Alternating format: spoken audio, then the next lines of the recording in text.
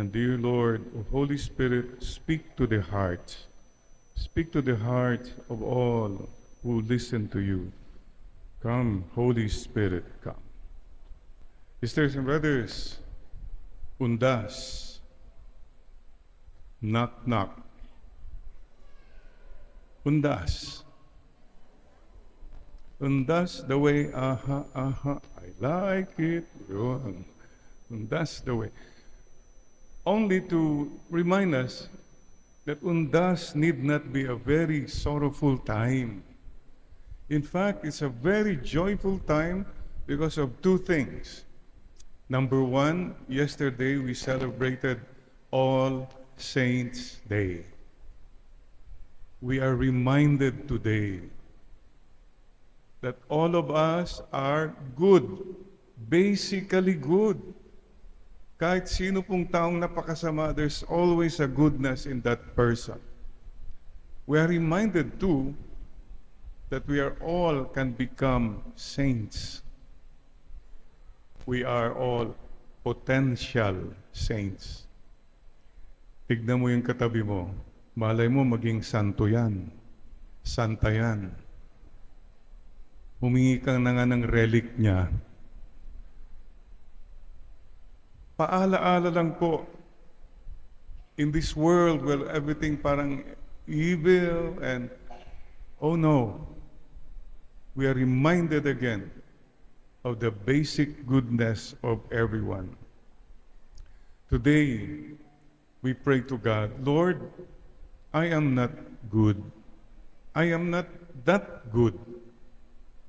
But Lord, I know I am not that bad either. Please have this mindset of people. Kasi isipin mo, everything is wrong, everything is bad. No. I'm reminded, my sister Bing once shared with me, there's a tribe in Africa that when somebody made a mistake in the village, what do? They put that man in the center, and they gather around that man, and one by one, they start telling something good about him. They make him remember of his goodness, original goodness. Maybe somebody would say, oh, naalala ko nung bata ka, magalang ka noon. Somebody would say, naalala ko nung nagkita tayo minsan, you helped me. I believe in my heart that this feast of All Saints' Day, although we don't become big-time saints, no, but at least we affirm the goodness of everyone. Please tell the person beside you, you're good. Maybe not that good, but you're not that bad either. So that's good news. Second, all souls. Undas. Sino dito mga dumalaw sa cemetery? Taas po nga ng kamay. Yung mga hindi dumalaw, kayo raw ang dadalawin. What do we say here? We are in communion with them. Whether you go, you do not go, you can always pray, and you know that we are in communication. We are connected, mga kapatid.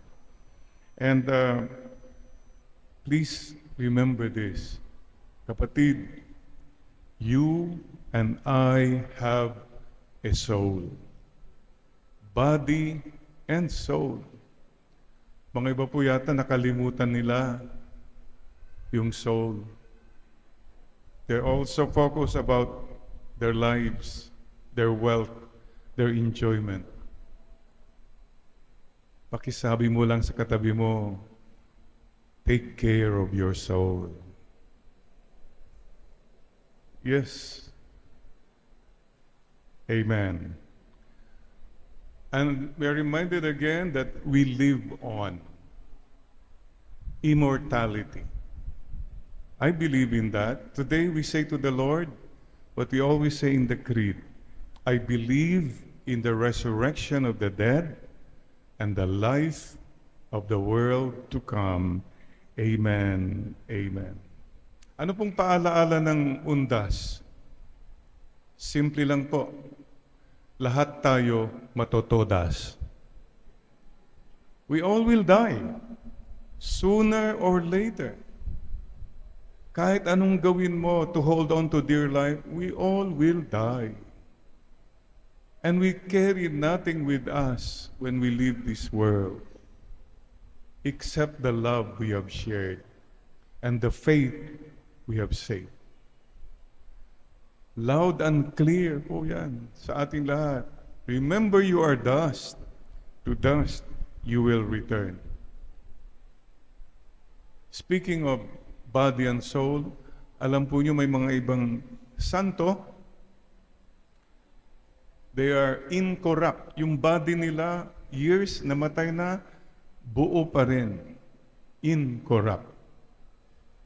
At mayroon naman po, mga tao, buhay pa, corrupt na, nabubulok na. Reminder, you have body and soul. Sisters and brothers, lahat tayo matutodas, ngunit hindi yan wakas. Ang buhay po hindi wakasan.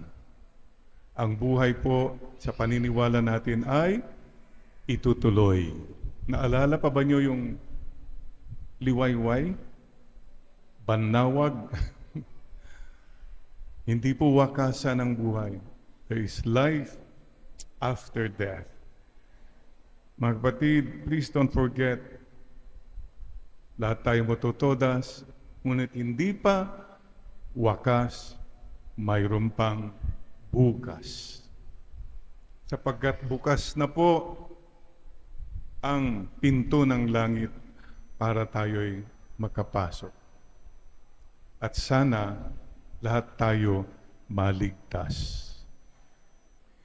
Hindi lang mo maging safe. Padalas inaatupag natin sa mundo, safe dapat ako eh. May pagkain, lahat ito, I'm safe, I'm secure. O may mga gulo, basta mas-safe ako, makagagawa ng paraan, makakalusot. It's not enough to be safe. We have to be saved. Safe ka nga, pero hindi ka naman na-save. Final divine justice is what matters most in the end, mga kapatid. So mga kapatid, mayroon po, remember, yung namatay yung husband, hindi maka-let go. Ang dami po dyan, hindi maka-let go.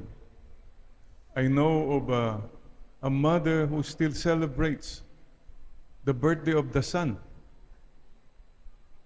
20 years na, basta birthday, naghahanda ng marami. Parang, well, nothing wrong with that except that you all have to move on and let go and let God. Anyway, the story is told, yung misis nung ipapasok na yung kabaong, yun ang pinakamasakit, no? Aba, pinilit niyang siniksik yung cellphone ng husband niya, pinasok doon sa kabaong. Sabi niya, keep in touch, ha? Ganun, parang di maka-let go. Guess what? After 3 days, naka-receive siya ng text message from the husband. Sabi, hear na me, follow na you. Which is true. Just a matter of time, susunod tayo doon eh. There's no other way. Aha. There's no other way except to die and go to eternal life. Wala pong makakalusot dyan, mga kapatid. Pero, saan ka pupunta? It's your choice. You go to the light or you go to the darkness. It's your call. Let us follow the light. Let us follow the Lord. Kung makakapagsalita lang sana yung mga loved ones natin na namatay na. Today, they tell us in a very special way, don't worry about me. I'm with God. I'm with the Lord. In this kingdom where there are no more tears, no more pain, no more problems, no more issues, no more politics, no more flood control, ano pa dyan? Wala. It's such a peaceful place. Try your best to come here. At kung makakapagsalita pa siguro sila, sabihin nila, dito sa langit, wala dito mga mayayabang, mga matatapang, mga masusungit. Wala sila dito.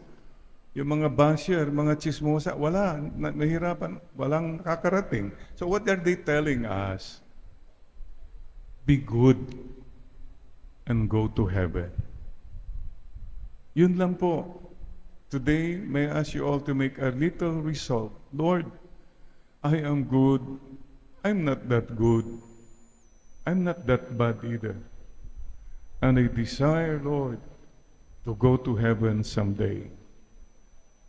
Yun po ang aking kahilingan na makarating din ako sa inyong kaharian someday. Your will, your way, your time. Amen. Isa pa hong gustong sabihin ng mga nauna na sa atin, lalo na mga mahal natin sa buhay. Today, they tell you and me, thank you. Salamat. Salamat sa pagmamahal. Salamat sa paalaala. Salamat sa pagpapahalaga ng ating pinagsamahan, pagpahalaga sa kabutihan. Remember them smiling at you. Don't remember them in pain, in sadness, or in anger. No. Telling us again, oh, love one another. Magmahalan kayo, ha? Masaya raw sila kung nakikita nila yung mga iniwan nila nagmamahalan. Malungkot sila kung may away-away. May court case pa kung ano-ano dyan. Usually po, minsan lang sa taon nadadalaw. Gaano kadalas ang minsan lang? Madalas, pupunta pa tayo doon, ang iingay. Halos sabihin nila sa atin, pwede ba, huwag niyo na kaming guluhin. Rest in peace na kami. Nag-picnic lang kayo, etc. I think more than anything else, it's a promise to tell them, we will follow the good things you told us. Magpapatawaran kaming magkakapatid. Magtutulungan po kami. These are the things that matter in the end. And please, we also would like to tell us again, see you in heaven. See you in heaven. So you better be good, and I'll see you again in heaven. Promise. Promise sealed with the heart.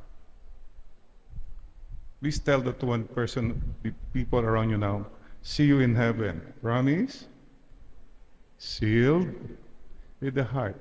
Ikatabi mo po. Ayan. Yan. Promise sealed with the heart. Ayun. May siniko doon. Promise, matindi na promise yun. Binatukan yung katabi. Anyway, mga kapatid, there is heaven and we'll see each other again. This is our belief.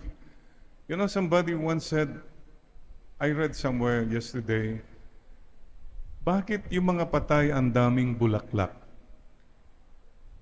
Nung buhay pa, halos wala. And the question is, are these flowers signs of regrets? Na hindi ko naibigay nung buhay ka pa, sige, ilalampsam ko na lang ngayon at nawala ka na. Mas maganda ho yata yung patak-patak na binibigyan ang mahal mo sa buhay. Oh, one more time. Yung katabi mo, buhay pa yan. Paki-appreciate mo na siya ngayon. Salamat, buhay ka pa. Salamat, magkasama tayo. Salamat. Thank you. Three most important words, mga kapatid. Thank you. I'm sorry. I love you. Now na, tell the person beside you. Thank you. Sorry. I love you. Amen. Amen. So, let me end with a little poem I learned years ago. One little rose. And the poem says, I'd rather have one little rose from the garden of a friend than to have the choicest flowers when my life has come to an end. I'd rather hear a pleasant word in kindness said to me than flattery when my heart is still and my life has ceased to be. I'd rather see a loving smile from friends whom I know are true than tears shed around my casket when this world I bid adieu.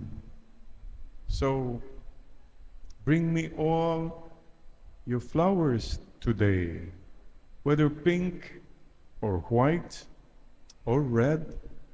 I'd rather have one blossom now than a truckload when I'm dead. One little rose. I invite us all now to bow our heads in prayer. Let's offer our one little rose, our love, our resolve to love pa more. Offer to the Lord now. I love you, Lord. Help me to love you more. One little rose for your loved ones. Baka may mga mahal ka sa buhay na kulang pa ang pagmamahal mo. In prayer now, offer that one little rose and promise to really make that person feel your love. Let's offer also that one little rose today for our people, mga kababayan natin. Mga kabayan, magtulungan tayo. Let's not give up on one another. And let's offer that one little rose for our beloved country, the Philippines. Mahalin natin ang ating inang bayan. Don't give up. People, a few people can make us suffer. But together, we can conquer. Please don't give up on one another. Victory is ours if we follow God's will. The evil ones will not prosper. And one little word rose for our beautiful world. It's still a beautiful world, a wonderful world. Take care of our Mother Nature. Thank you, Lord. And today, let's all pray with the Blessed Mother. The prayer, the song, the wish. Oh Lord, I want to be in that number. Oh, when the saints go marching in. Oh, when the saints go marching in. Oh, when the saints go marching in. Oh, Lord, I want to be in that number. Oh, when the saints go marching in. Sisters and brothers, this is our hope. This is our mission, to do our best while we are still alive, that we too, someday, will go with the saints marching in to heaven. Amen and amen.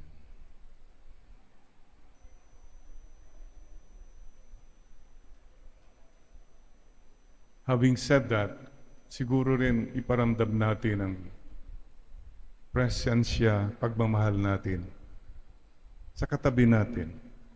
Akbayan mo lang at awitan mo pa rin siya.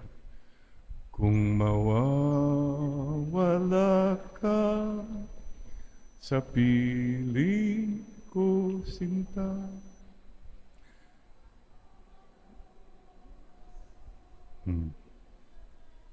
Alay ko. Pakisabi mo lang sa katabi mo, huwag ka munang mawawala, ha? Amen. May misyon ka pa. Amen and amen.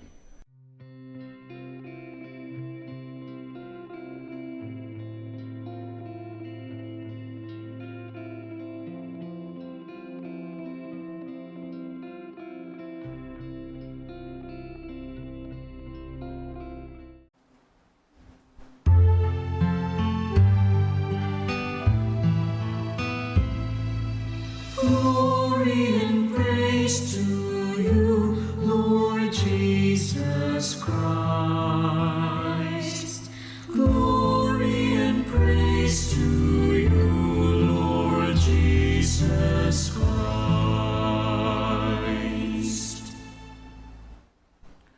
The Lord be with you. And with your spirit. A reading from the Holy Gospel according to John.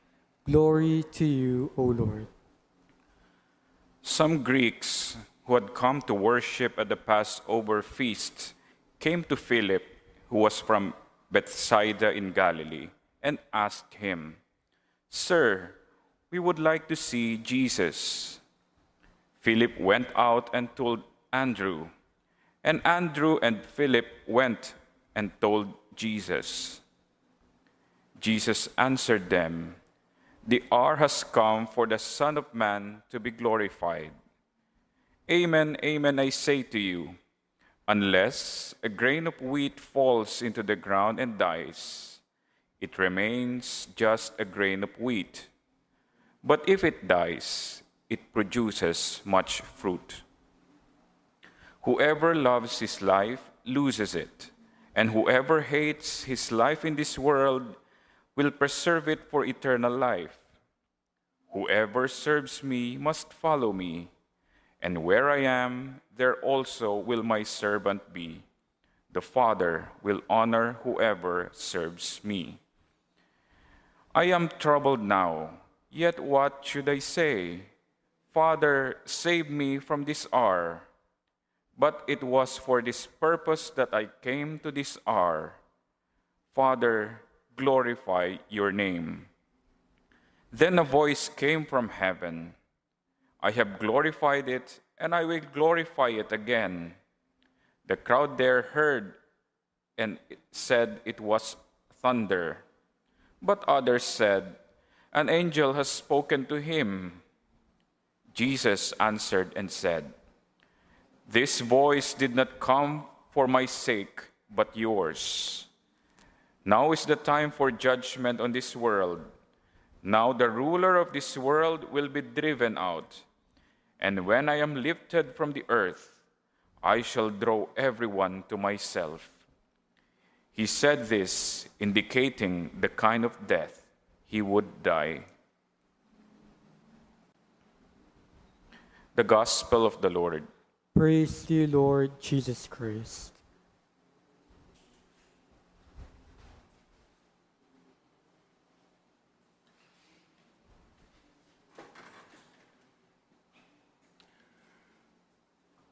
Come, Holy Spirit. Come, Holy Spirit. Bless this unworthy priest, that I may preach with humility and with love, not just with words. And that those who listen, listen with their hearts, not just with their ears.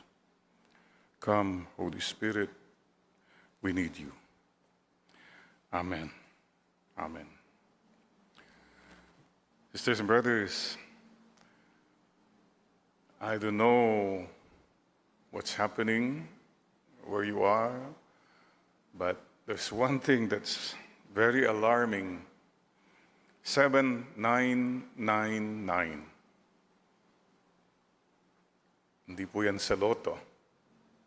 That's the number of COVID cases yesterday in the Philippines. So it's very alarming. And I remember, at such moments, many can panic. Nagpapanik na po yung iba. Speaking of panic, some years ago, my classmate who was assigned in Zaire, Congo, the late Father Bebs Alcover. By the way, Father Arnold, praying for you in Congo. We're still here. It's been a year since we started this online masses. Anyway, sumulat sa akin noon si Father Beb, sabi niya, Jer, classmate, pray for us. Civil war. Ang gulo na dito. Talagang nakakatakot na. Ang daming mga tao nang nagpa-panic buying, sabi niya. Pati yung mga kasama natin misyoneros, mga puti, mga Europeans, Americans, panic buying na sila, panic buying. Kami mga Filipino missionary, nagpanic na lang. Wala namang kaming pang-buying, nakipanik na lang kami. I can imagine this situation. But this is the time for all of us when we begin to have fear. And COVID-19 just wants us to have fear. This virus has no conscience. Remember that. Wala pong nire-respeto. So, we better learn how to deal with it. And for me, again and again, we have to deal with it not only with human warfare. It's a World War III, actually. The enemy is unseen all over the world now. And you deal with it not only with human warfare, but the spiritual warfare. And this is where our faith, that's why tuwing linggo po, we come and say, Lord, we are here, this is what's happening, but you are with us. Just to realize again, I don't know, some of you are now in the ICU. Some of you, ang dami pong nagko-contract ng COVID, ng virus. But hey, please, don't forget, there is a God who is in control of everything and everyone. Even if sometimes parang, ano ba to, wala nang mangyayari. No, please. Don't give up on our Lord. He is in perfect control of everything and on everyone. So having said that, please lang po, let's all be extra careful. Let's be very careful. Especially this week and next week, we are told to be very extra careful. And my suggestion is, please think about this. Be a virus barrier, not a virus carrier. Keep that in mind. Be a virus barrier means it stops with you. It doesn't get. So because you have barred it, you will not carry it. And please remember this. Those who keep going out, think about this. Is it necessary? Because we have many reasons sometimes, pwede naman, dapat ganito. Not this time, please. Those who go out, huwag niyo lang po yung mga essential workers. If it's not essential what you're going to do, don't do it. I guess this is where obedience and humility is very important po. Don't take the chances. Okay lang ako naman, kayang-kaya ko yan. Hello. Famous last words. I hope it's not a lesson too late for the learning. And please remember this. Your responsibility and my responsibility is that we do not carry that virus to the innocent people. Your loved ones at home, your loved ones in the religious community. A simple act of charity is not to bring the virus to others. So take all the precautions. Medyo alarmed din kasi ako po. Who wouldn't be? Anyway, and please remember, be a virus barrier, not a virus carrier. Okay po ba yun? Yeah. At mga kapatid, this virus causing so much sufferings. Well, aside from people dying, the frontliners overworked. I was talking with a medical worker in the hospital. And ilang swab na po kami, sinaswab kami palagi, Father. Can you imagine what they go through?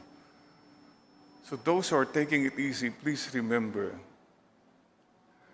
those frontliners are working so hard. Don't make life harder for them, please. And maybe this is what we should all start looking. Today, our reflection is about sufferings. You know, lahat tayo may suffering. I mean, sinong walang suffering? Father, wala akong sufferings. Baka ikaw ang nagbibigay ng suffering sa iba, kapatid. Let's listen to the Lord. I mean, here, he was about to face death. What greater suffering can you imagine? But the mindset of the Lord was very clear, very clear. He said, unless a grain of wheat falls to the ground and dies, it remains just a grain of wheat. But if it dies, it produces much fruit. Jesus faced his sufferings. Marami po sa atin, we run away from sufferings. Worse, people keep complaining about sufferings. Worse, people blame God for sufferings. Mga kapatid, let's follow Jesus. Whenever we go through any suffering of any sort, we have to follow Jesus. He says to all of us, follow me. Look, Jesus had the moral authority to talk about suffering. You know why? He went through it. Ang dami pong mga religious leaders who keep talking about suffering, even so-called gods. Did they go through suffering? There's only one God who sent His only begotten Son. Dumaan po siya. That's why, okay, ganito po yan. I listened to a theologian talk about sufferings. Okay, nice. But I listened to Mother Teresa talk about suffering. Mabigat po yun. Kasi pinagdaanan ni Mother Teresa. What you're saying is, what Jesus is saying is not just empty theory. He went through it. Maybe I understood that a little bit more when I went through cancer. Now I know what it's like to have cancer. Now I know what it's like to feel so alone and desperate. Kaya po, let's follow the Lord because He went through it. Pinagdaanan niya na. He has the authority. And He tells us today, follow me.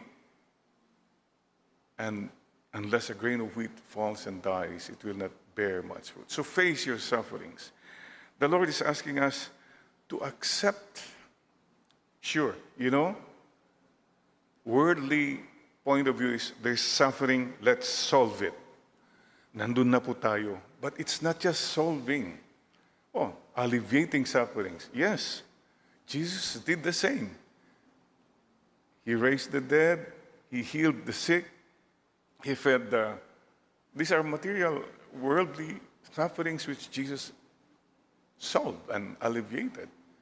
But more than that, I think ang sinasabi ng Panginoon sa atin, it's not just, you cannot solve sufferings by worldly standards. Fine, go ahead, let's find the cure. Let's all do that. But I think, realistically speaking, suffering is a mystery. It will always be there. So be better, maybe this is the word, transcend. We learn how to see it in a bigger light. And this we do, nakakayanan po natin kung kasama po natin ang Panginoon. You look at the dying person, you look at God, what can you do? If you never heard the good news, you'll be depressed.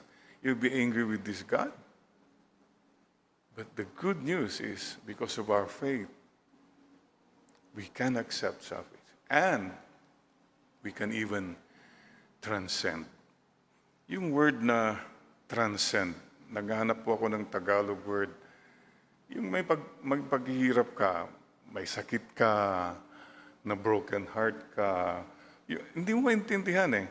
Yung meron kang kasama na ang sama ng ugali. But why do I have to suffer all this? Kasi kung ifo-focus mo sa suffering, hanggang suffering ka lang, napakahirap po, mabigat. So, suffering, there's another word, offering. So your suffering can become an offering. I-offer ko na lang po, Lord. Vicarious suffering. That's what the Lord did. Inalay niya po lahat, anumang paghihirap niya para sa atin. So, mga kapatid, you who go through suffering of any sort, don't be so focused in your suffering and you forget your offering. I remember again, Papa and Mama telling us, very simple theology. When they told us, kung meron kayong mga paghihirap, mahirap ang buhay natin, minsan may mga mayayabang, sinasaktan kayo, iniinsulto. You know, they always said, I don't understand it then. Papa, Mama always said, Jerry, merito yan, merito. Merito, merit. As a young boy, I could not understand that. Now I know what it means. It's a merit. When I suffer, I don't become depressed, I don't become angry. I gladly offer it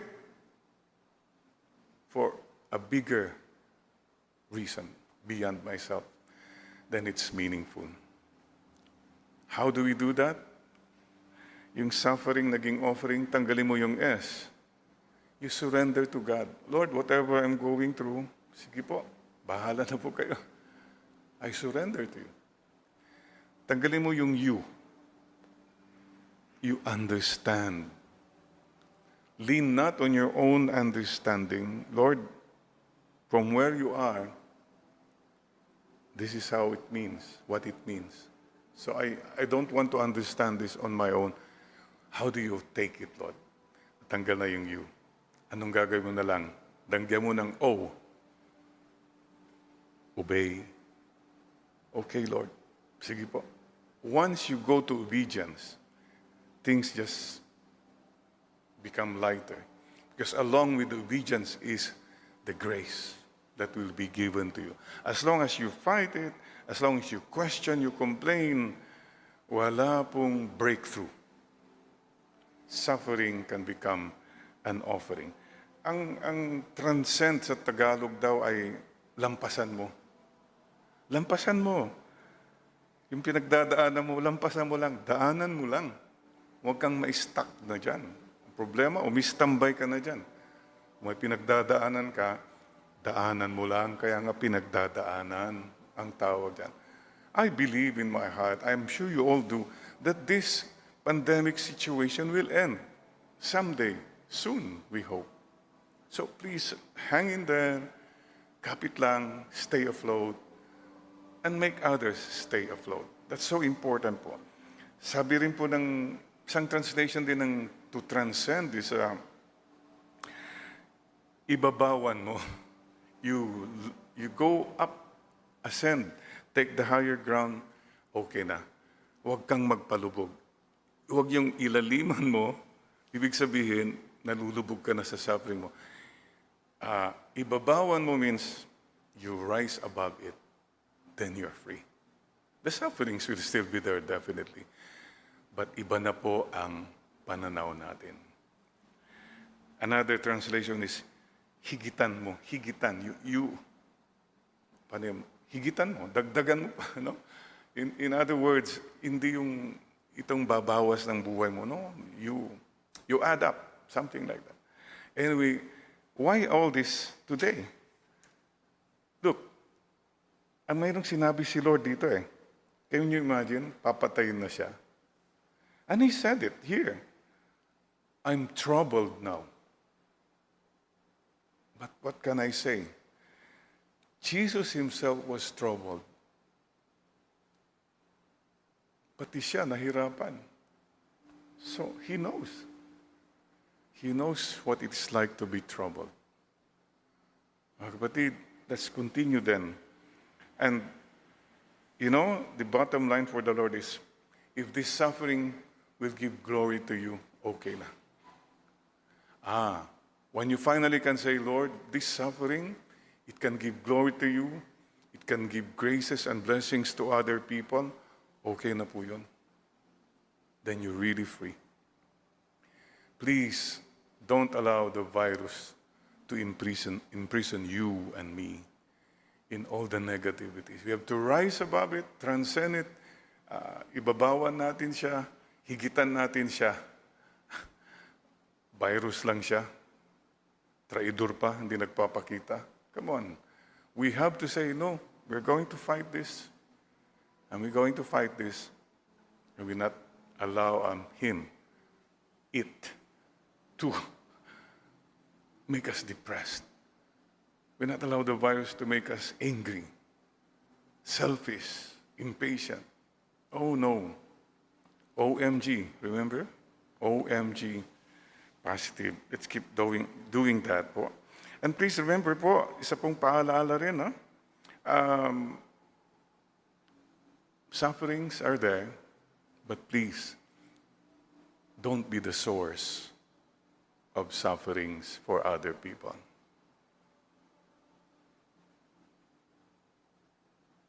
Let's all make a promise that we'll not make life harder for other people. Tama na po. Mahirap na po ang buhay. Let's not make life harder for other people. Instead, see, let's become the agents of love, peace, and joy amidst all these sufferings. In your own way, maybe you and I can't do great things, but we still can change the world today in our small way. Is that Michael Jackson? Years ago. So mga kapatid, don't be the source of the sufferings and stop complaining. Complaining doesn't bring us anywhere. Stop talking negative about all this. Sabi ko nga, there was a time we kept talking about the traffic in EDSA. We kept talking and talking, and we felt bad. We keep talking about what's happening in the government. We keep talking about this virus. You know, after a while you say, hey, what's the use of all this talk? Let's pray. See the positive things, and we should not just be reactive. We should be proactive. And the best way to be proactive is kumapit tayo kay Lord. Then things fall into place. Sure, there are solutions in place. Let's all do that. And each one of us, let's make a promise today. Lord, I will not be, as far as I can, I will not be a carrier of the virus. I'll be a barrier of that virus. Please remember, in all your sufferings, there is this God who loved the world so much. He gave us His only begotten Son, who suffered so much.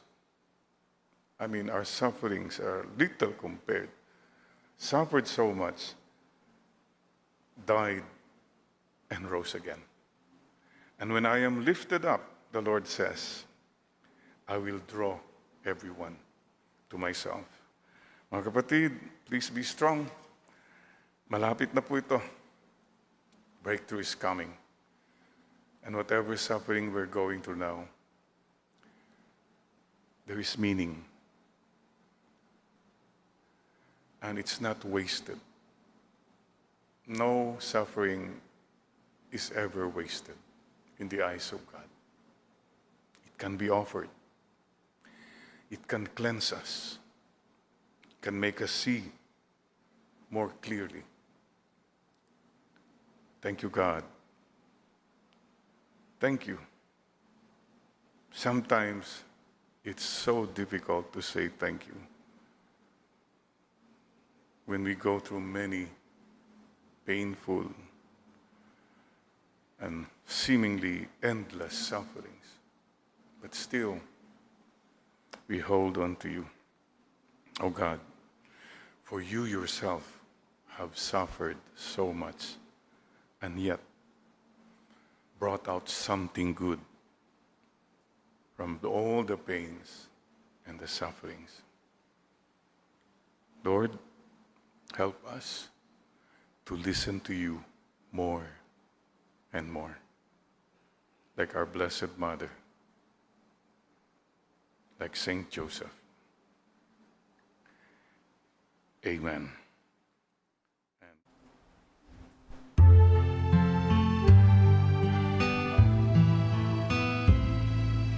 Glory and praise to you, Lord Jesus Christ.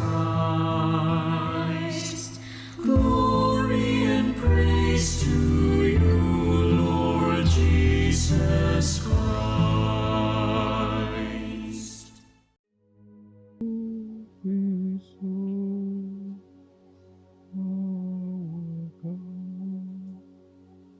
Patawad po, Panginoon, sa aming makasalanan.